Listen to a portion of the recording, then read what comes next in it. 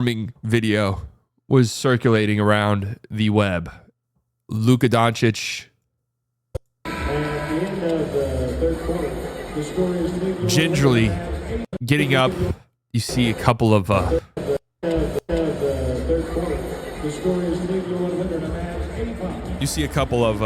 ginger steps. Gets on his scooter and scoots off. People are very concerned about this.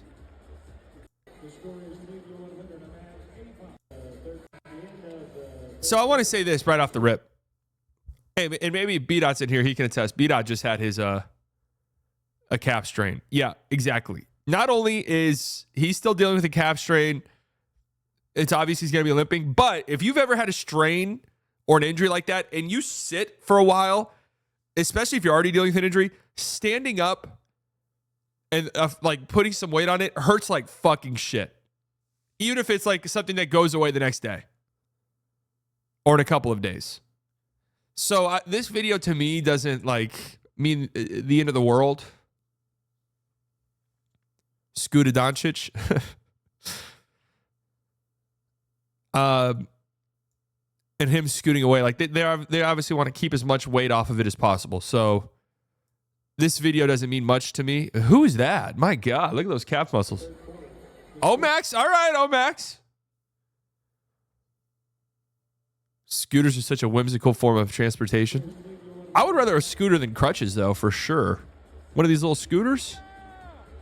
Oh, yeah.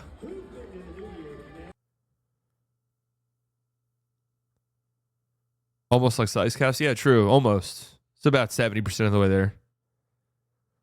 My expectations for post All-Star break, it just makes sense. And that's what I still expect to have happen. This video doesn't really change much for me, but I wanted to look at the Mavs injuries. And there's probably a much more efficient way to go about doing this, but that's not how I operate. I operate with inefficiency. You know, I'm a product of the mid-2000s. That's when I grew up falling in love with basketball. So inefficiency is the name of the game for me.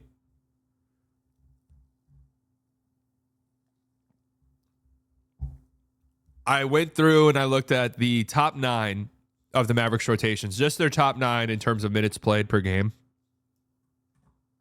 which doesn't include Maxi Kleber, but he is in their top 9 if I had to guess. I just wanted to see. I wanted to see how many games have these guys missed, how many games have these guys played together, and let's talk about it. So the Mavs injuries, they're 20 and 15. 20 and 15, man. Fuck, this was supposed to be the year.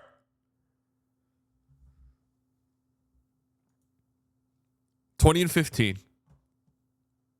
Luka has played in 22 games of the 35. They are 13 and 9 when he plays. You'd like that number to be a little bit higher, for being honest. I didn't include Exum. 13 games missed for Luka. They are 7 and 6 in those games. Obviously, a 4-game losing streak has happened. They were 7 and 2. They're now 7 and 6. Kyrie has played in 30 of the Mavs' 35 games. 19 and 11 when he plays, which is really good. 1 and 4 when he's out. And we'll talk about this here in a bit. That 1 and 4 number, most of those are also without Luka. So keep that in mind. PJ Washington. This one is they are 19 and 9 in the 28 games that PJ Washington has played. 1 and 6 in the 7 games that he has missed. One of those games being a suspension, obviously. And then he missed some time. What was his injury? Was he one of the illness guys? I don't remember. Was it a shoulder thing? I don't remember what PJ's injury was that he missed, like a stretch, a knee sprain. Yeah, that's right, a knee sprain. Klay Thompson's played in 30 games, 16 and 14 when he plays, 4 and 1 in the 5 games that he misses. I don't really know what to do with that information. D-Live, 27 games played, 8 games missed. They are 17 and 10 when he plays, 3 and 5 when he's out. Najee Marshall obviously missed some time with an illness, and then a 5-game suspension doesn't help.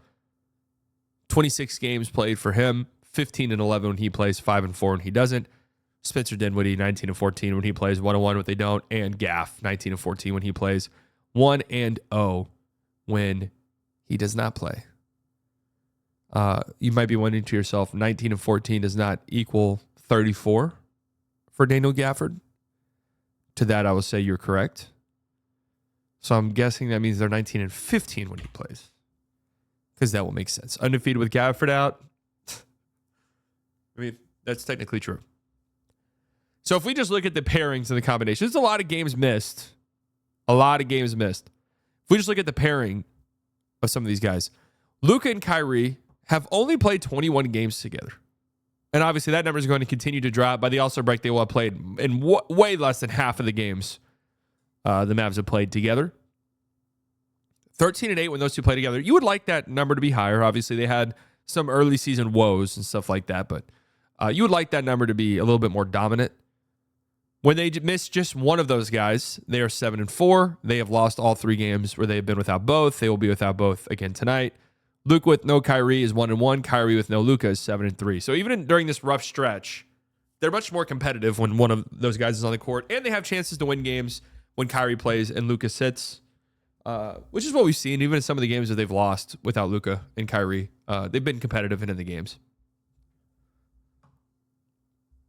Luka, Kyrie, and PJ Washington. This isn't even like a crazy pairing. This is your 3 best players. They've played 14 of the 35 games together.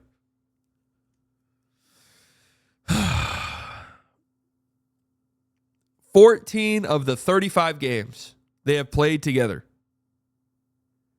10 and 4 when all 3 of those guys play. Which means they are what?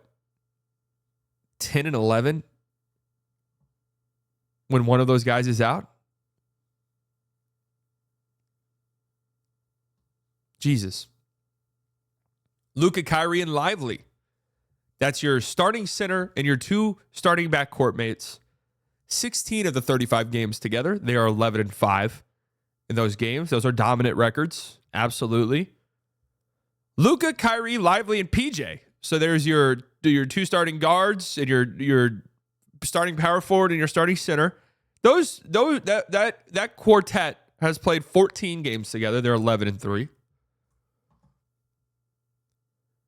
Luka, Kyrie, Lively, PJ, and Clay. That's your starting 5 right there. 14 games together, 11 and 3. And when your top 8 all plays together, none of those guys miss any times. 7 and 3, 10 games. Not that crazy. I'm interested to see what that number would be for other teams, but not that crazy. Like one guy misses a game here and there. But it just goes to show how unhealthy this team has been to start the year. That your 3 best players, Luka, Kyrie, and PJ, have played 14 games together. And if you want to say, well, actually it's Lively, Luka, Kyrie, and Lively. All right, that big 3 has played in 16 games together. That's it. Way less than half the games. And these are numbers that are obviously going to continue to get worse as Luka's going to be out probably another month plus.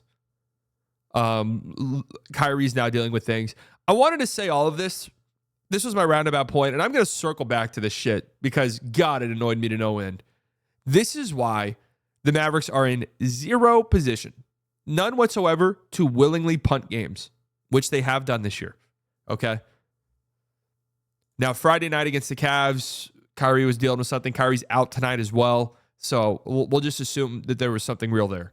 Now, if Kyrie ends up playing tomorrow night, I might question whether or not tonight was a punt attempt as well on the first night of a back-to-back with the Lakers coming into town tomorrow.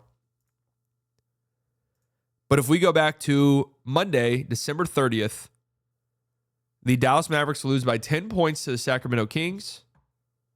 And absolutely make no mistake about it, this was a massive punt by the Dallas Mavericks. No Kyrie Irving, no Klay Thompson, no Derek Lively, obviously no Luka Doncic. Really not in a position to be punting games like this. Really not.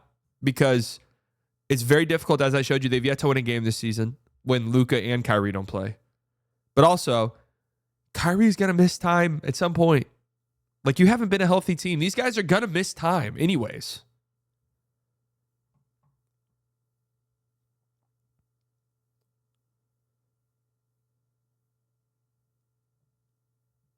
Najee coming back is going to help with the fluidity on both ends. Yeah, that is true. Najee being back will help from his bogus ass suspension. But tonight, you see, like tonight's a winnable game for the Mavs. Yeah, I guess. I'm not going to pick them to win, and I doubt they do. They're without their whole entire team was built around having these two all-star level guards.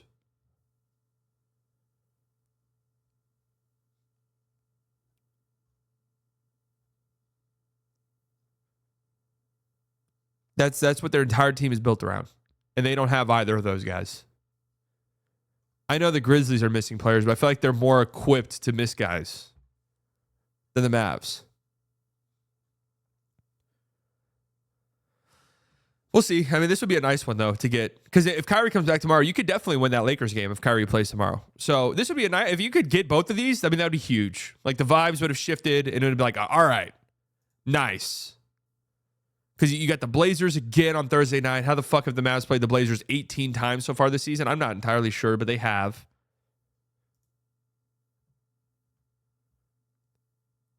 Because then you get a tough 2 games in a row against the Nuggets. Pelicans, you think you can win that one? Thunder, ugh. Charlotte, you like to think you can win that one? Oh, man, you play the Thunder twice in a week stretch. Yeesh.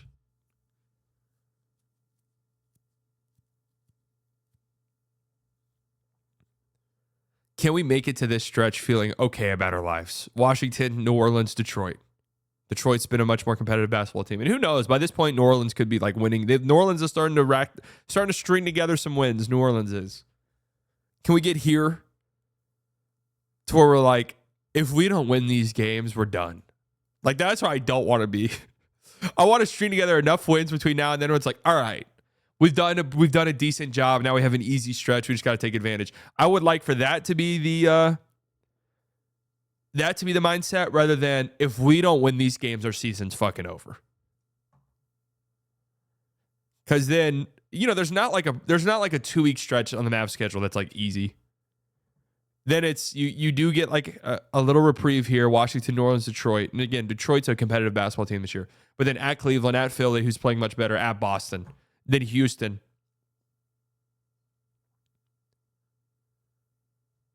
Go fuck yourself.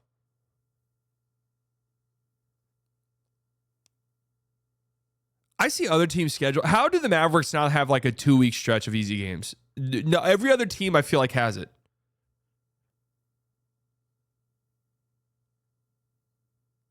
I guess this would have been it for the Mavs, huh? Right here. Utah, Portland, Memphis, Washington, Toronto.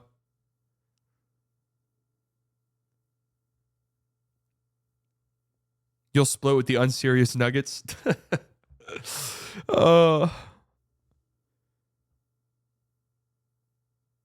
Random question, but did you see the news about Dirk and Amazon? Yes, I'm very excited about that. I am very excited about that. But anyways, yeah. Man, this has been brutal.